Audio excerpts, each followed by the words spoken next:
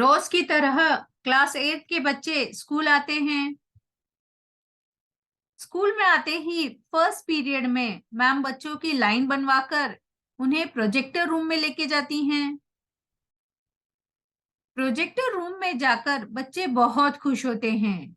Ma'am projector पे football match दिखाती हैं। फुटबॉल मैच देख के बच्चे और भी खुश होते हैं। तब मैम कहती हैं कि फुटबॉल मैच को ध्यान से देखो, इसमें बहुत सारे प्लेयर खेल रहे हैं। कोई रुकी हुई बॉल पे किक मारकर उसे मोशन में कर रहा है, कोई जोर से आते हुए बॉल को स्टॉप कर रहा है, कोई बॉल का डायरेक्शन चेंज कर रहा है। यह सब फोर्स की वजह से होता है। तब पहेली मैम से पूछती हैं, मैम ये फोर्स क्या होता है? तब मैम कहती हैं, फोर्स क्या होता है यही समझने के लिए आज हम क्लास 8 का चैप्टर 11 फोर्स एंड प्रेशर पढ़ने वाले हैं। तो चलिए लेसन स्टार्ट करते हैं।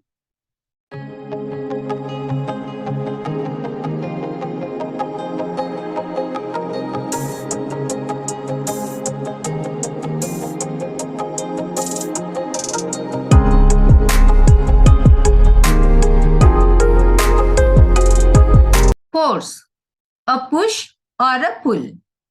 फोर्स का मतलब होता है ताकत, जिसे हम एनर्जी भी कहते हैं। पुश का मतलब होता है धक्का देना और पुल का मतलब होता है खींचना। अ पुश और a pull on an object is called force. जब हम किसी ऑब्जेक्ट को पुल करते हैं या फिर पुश करते हैं, ऐसा करने के लिए हमें उस ऑब्जेक्ट पर एनर्जी लगानी पड़ती है।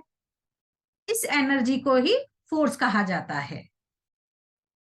Force are due to an interaction. A force arises due to interaction between the two objects. अब किसी चीज पे अगर फोर्स लगाना है तो फोर्स को लगाने के लिए दो ऑब्जेक्ट का होना जरूरी होता है। जब दो ऑब्जेक्ट एक दूसरे के कांटेक्ट में आते हैं तभी वह एक दूसरे पे फोर्स लगा सकते हैं। इसीलिए कहा गया है कि force are due to an interaction. Exploring forces, force applied on an object in the same direction at to one another। इसमें बताया गया है कि अगर किसी ऑब्जेक्ट पे दो या दो से ज्यादा लोग एक ही डायरेक्शन में फोर्स लगाते हैं तो ऑब्जेक्ट पे जो फोर्स एक्ट करता है वह उनके फोर्स का एडिशन होता है। जैसे कि यहाँ पे आपको पिक्चर में नजर आ रहा है कि एक बस पर सारे बच्चे मिलकर एक ही डायरेक्शन में फोर्स लगा रहे हैं, तो बस पे जो फोर्स एक्ट करेगा वह इन सब बच्चों के फोर्स का एडिशन होगा। If the two forces act in the opposite direction on an object, the net force acting on it is the difference between the two forces। अब यहाँ पे बताया गया है कि अगर दो लोग एक ही ऑब्जेक्ट पे ऑपोजिट डायरेक्शन में फोर्स लगा रहे हैं, जैसे यहाँ पे आपको पिक्चर में नजर आ रहा है कि दो लोग हैं और एक ऑब्जेक्ट है उनके बीच में और दोनों उस पे ऑपोजिट डायरेक्शन में फोर्स लगा रहे हैं। तो एक सिंपल सा एग्जांपल है, अगर दोनों का फोर्स इक्वल होगा तो ऑब्जेक्ट मूव नहीं करेगा, लेकिन किसी एक का फोर्स कम और एक का ज्यादा होगा तो ऑब्जेक्ट ज्यादा फोर्स की तरफ मूव करेगा। तो इसमें सिंपल सी बात बताई गई है कि अगर किसी एक ऑब्जेक्ट पे दो लोग ऑपोजिट डायरेक्शन में फोर्स लगा रहे हैं तो जो ऑब्जेक्ट पे फोर्स एक्ट करेगा वो इन दोनों के फोर्स का डिफरेंस होगा। The strength of a force is usually expressed by its magnitude। अब फोर्स का जो स्ट्रेंथ होता है वह उसके मैग्नीट्यूड से एक्सप्रेस किया जाता है। इफेक्ट ऑफ फोर्स, हमने देखा कि फोर्स क्या होता है। अब हम यहाँ देखेंगे कि किसी ऑब्जेक्ट पे अगर हम फोर्स लगाएंगे तो उनमें कौन कौन से चेंजेस हो सकते हैं। अ फोर्स में make an object move from rest. अगर किसी ऑब्जेक्ट पे हम फोर्स लगाते हैं तो कोई भी ऑब्जेक्ट अगर रेस्ट पोजीशन में होता है तो वह मूव करने लगता है। मे change the speed of an object if it is moving. अगर कोई ऑब्जेक्ट ऑलरेडी मोशन में है तो हम उस पर फोर्स लगा के उसकी स्पीड चेंज कर सकते हैं। may change the direction of the motion of an object. हम किसी भी ऑब्जेक्ट पे फोर्स लगा के उसका डायरेक्शन चेंज कर सकते हैं. may bring about a change in the shape of an object. हम फोर्स से किसी भी ऑब्जेक्ट का शेप चेंज कर सकते हैं. may cause some or all of these effects. और किसी एक ऑब्जेक्ट पे हम लोग फोर्स लगा के यह सारे चेंजेस भी कर सकते हैं. Types of force. A force can act on an object with or without being in contact with it. अब फोर्सेस दो टाइप के होते हैं. कुछ फोर्स ऐसे होते हैं जो कि ऑब्जेक्ट के कांटेक्ट में आकर उस पर वर्क करते हैं, लेकिन कुछ फोर्सेस ऐसे होते हैं जो कि ऑब्जेक्ट के कांटेक्ट में आए बिना, मतलब विदाउट कांटेक्ट उस पर वर्क करते हैं. अब पहेली सोचती है कि हमने तो पहले पढ़ा था कि फोर्स किसी ऑब्जेक्ट के कांटेक्ट में आता है तभी वर्क करता है, लेकिन फोर्स बिना कांटेक्ट में आए कैसे वर्क करता है. तब मैम कहती हैं कि चलो अब मैं तुम्हें टाइप्स ऑफ फोर्सेस बताती हूँ, जिससे तुम्हारा ये जो क्वेश्चन है वह क्लियर हो जाएगा. कांटेक्ट फोर्स और मस्कुलर फोर्स. कांटेक्ट फोर्स को ही मस्कुलर फोर्स भी कहते हैं. इसका एग्जाम्पल है friction. Non contact force. Non contact force ऐसे फोर्सेस होते हैं जो कि किसी ऑब्जेक्ट के कांटेक्ट में आए बिना उस पर वर्क करते हैं. इसके एग्जांपल्स हैं magnetic force, electrostatic force and gravitational force. अब आगे मैं इन चीजों को तुम्हें एक्सप्लेन करके बताती हूँ. Contact force. Muscular force. The force resulting due to the action of muscles is known as the muscular force. जब हम किसी ऑब्जेक्ट के कांटेक्ट में आते हैं और उस पर फोर्स लगाते हैं, तब हमारे मसल्स वर्क करते हैं, इसीलिए इसे मस्कुलर फोर्स कहा जाता है. Muscular force can be applied only when it is contact with an object.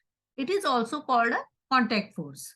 Muscular force किसी भी ऑब्जेक्ट पे तभी वर्क करते हैं जब वहां ऑब्जेक्ट के कांटेक्ट में होते हैं, इसीलिए मस्कुलर फोर्स को कांटेक्ट फोर्स भी कहा जाता है. Friction. The force of friction always act on all the moving objects opposite to the direction of the motion of an object. Friction arises due to the contact between the surface. It is also an example of contact force. अब friction एक contact force का example है. Friction force किसी भी moving object के opposite direction में act करता है. मतलब अगर मूविंग ऑब्जेक्ट राइट में जा रहा है तो फ्रिक्शन लेफ्ट डायरेक्शन में एक्ट करता है, जिसकी वजह से किसी भी ऑब्जेक्ट की स्पीड अपने आप स्लो होने लगती है. Friction arises due to the contact between the surface. और फ्रिक्शन फोर्स तभी एक्ट करता है जब दो ऑब्जेक्ट एक दूसरे के कांटेक्ट में हो, इसीलिए फ्रिक्शन भी एक कांटेक्ट फोर्स का एग्जाम्पल है. Non-contact forces. The force exerted on an object without contact is called non-contact force. अब ऐसे फोर्स जो कि किसी ऑब्जेक्ट के कांटेक्ट में आए बिना उस पर वर्क करते हैं, उन्हें नॉन कांटेक्ट फोर्स कहते हैं. इसके एग्जांपल्स है magnetic force. The force exerted by a magnet is an example of non-contact force. Magnet किसी भी ऑब्जेक्ट पे बिना कांटेक्ट में आए वर्क करता है, इसीलिए यहाँ एक नॉन कांटेक्ट फोर्स का एग्जाम्पल है. Electrostatic force. Electrostatic force. The force exerted by a charged body on another charged or uncharged body is known as electrostatic force. अब ऐसा फोर्स जिसमें एक चार्ज बॉडी दूसरी चार्ज या अनचार्ज बॉडी पे बिना कांटेक्ट में आए फोर्स एक्सर्ट करती है, ऐसे फोर्स को इलेक्ट्रोस्टैटिक फोर्स कहते हैं. Gravitational force. Every object in the universe whether small और large exerts a force on every another object. This force is known as the gravitational force.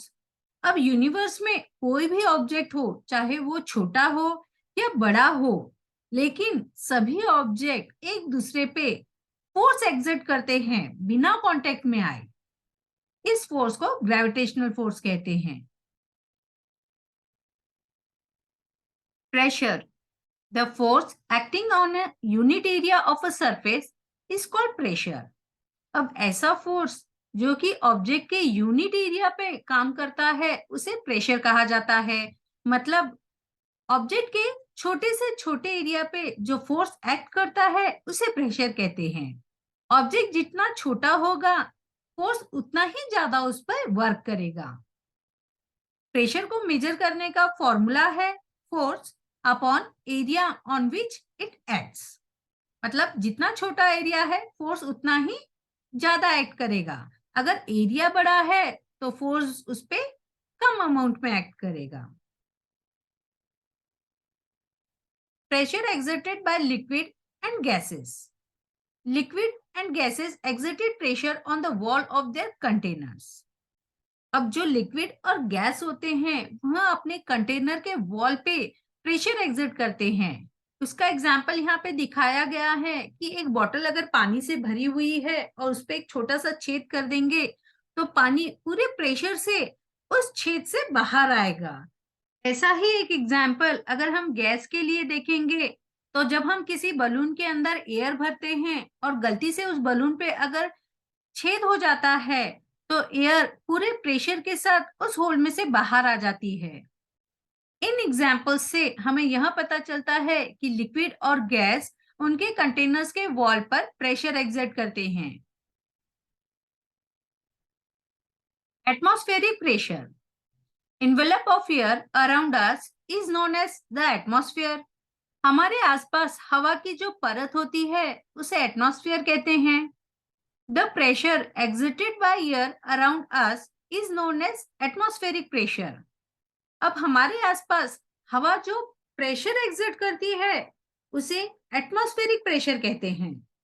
We are not crushed under the force of gravity is that the pressure inside our body is also equal to the atmospheric pressure and balance the pressure from outside. अब हमारे आसपास जो हवा होती है वह हमारे body पे बहुत ज्यादा प्रेशर डालती है। उसका प्रेशर बहुत ज्यादा अमाउंट में होता है, लेकिन फिर भी हम इस प्रेशर के बीच में पिस नहीं जाते, क्रश नहीं हो जाते। क्यों? क्योंकि हमारे बॉडी के अंदर का जो प्रेशर होता है वह एटमॉस्फेरिक प्रेशर के इक्वल होता है और वह बाहर के प्रेशर को और बॉडी के अंदर के प्रेशर का बैलेंस बनाए रखता है। अब हमने इस चैप्टर में किन चीजों के बारे में पढ़ा वह हम शॉर्ट में देखेंगे। Keywords: atmospheric pressure, contact force, electrostatic force, force, friction, gravitational force, gravity, magnetic force, muscular force, non contact force, pressure, pull, push. बच्चे लेसन खत्म होते ही बहुत खुश होते हैं और अपनी अपनी क्लास में जाने लगते हैं। तब मैम उन्हें कहती है, अब समझ में आया फोर्स क्या होता है? अगर तुम्हें वीडियो पसंद आया हो तो इसे लाइक, शेयर, सब्सक्राइब करना न भूलें और साथ ही साथ बेल आइकन जरूर दबाएं जिससे आने वाले हर वीडियो की जानकारी सबको सबसे पहले मिल सके।